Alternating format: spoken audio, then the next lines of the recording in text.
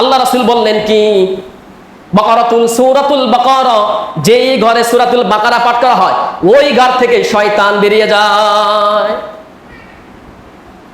তাবিজ কবিজ লাগবে না, তাবিজ কবজ সন্তানদের তাবিজ কবজ ঝোলায়, কিছু হলেই তাবিজ, কিছু হইলেই বিভিন্ন দরবারে যায় বড় বড় তাবিজ ঝুলাই নিয়ে এসে মাদুলি ঝুলাই দেয়। ল্যাংঠা বাবার দরবার থেকে কদু বাবা, সাহা বাবা, সাহালি বাবা, দেওয়ান বাবা, কদু বাবা, তালা বাবা, গাজী বাবা, বাবারে বাবা, ধর বাবা, কিছু হইলেই বাবার কাছে চলে যায়। এইসব বাবা টাবার যাইয়া বিভিন্ন বাবার, এই যে খাজা খান জাহান আলী তাবিজ দেখবেন বিক্রি করে বেড়ায়, নাম সোহেল, মনে হয় ব্যক্তি মারা গেছে, লোকটা অনেক ভালো ছিল, বাজারে বাজারে যাইয়া ড্যান্স করাইতো আর ওই তাবিজ ব্যস্ত, অনেক ভালো ছিল লোকটা, নামাজ কালামের ধার ধারে না, আবার বলে কি আল্লাহ রাব্বুল আলামিন মাফ করে দিবে, এই মসজিদে যাইয়া এইটা দান করিস আর আমার এই কয়টা দিই। নামাজের খবর নাই, ও খাজা খান জাহালির তাবিজ বেচতে বেড়ায়, বেচতে বলে কি যে কি সমস্যা, রাতে প্রস্রাব করে, হ্যাঁ এই তাবিজের দ্বারা প্রস্রাব বন্ধ হয়ে যাবে। কি হয়, স্বপ্নের দোষ ঠিক হয়ে যাবে, তাবিজ নেও। ওর যে স্বপ্নের দোষ, ওর ঘরে যে কতগুলো শয়তান, এইটা সারাবে কে? মুখে দাড়ি নাই, টুপি নাই, পাঞ্জাবি নাই, ও বিভিন্ন বাজারে বাজারে যায় যে খেলা দেখায়, খেলা দেখায় দেখায় এইসব তাবিজ বেচে বিক্রি করে। আর আমাদের মুসলমান এইসব তাবিজ করাই করে। এই আর একটা কথা, সমাজের ভিতরে একটা প্রচলন আছে, ডাকতে জ্বালা, রাইতে জ্বর, এগুলো লাগে তাবিজ দেয়, আছে না কিছু মুরব্বী, আছে না নাই? আমাদের মহল্লায় আছে একজন মহিলা, তাবিজ দেয়, রাইতে জ্বরের তাবিজ দেয়, ভণ্ড। আবার বলে কি মসজিদে এইটা দিবা, আমার দেবা এই কয় টাকা, ও ভণ্ড, বড় ভণ্ড।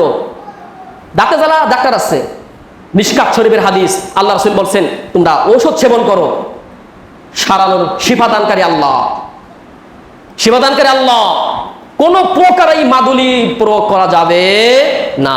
আল্লাহ রাসূল মুসনাদ আহমদের বর্ণনা, আল্লাহ রাসূল সাল্লাল্লাহু আলাইহি ওয়াসাল্লামের কাছে 10 জন ব্যক্তি আসছেন, ও ইয়া রাহমাতুল লিল আলামিন, আপনি আমাদেরকে বায়াত করেন। আল্লাহ রাসূল সাল্লাল্লাহু আলাইহি ওয়াসাল্লাম 9 জনকে বায়াত করলেন, আর একজনকে আল্লাহ রাসূল দূরে সরিয়ে দিলেন। কারণটা কি জিজ্ঞেস করলেন? কারণ কি?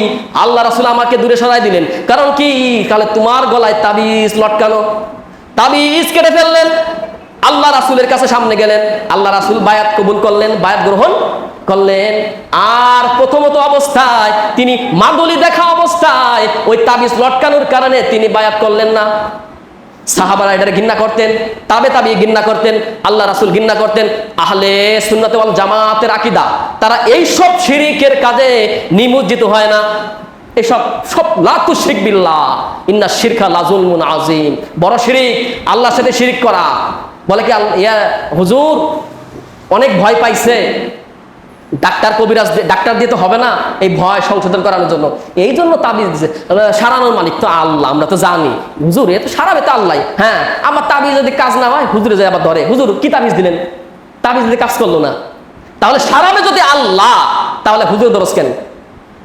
হুজুরে কেন দরস? হুজুর কি তাবিজ দিলেন, তাবিজ যদি কাজ করলো না।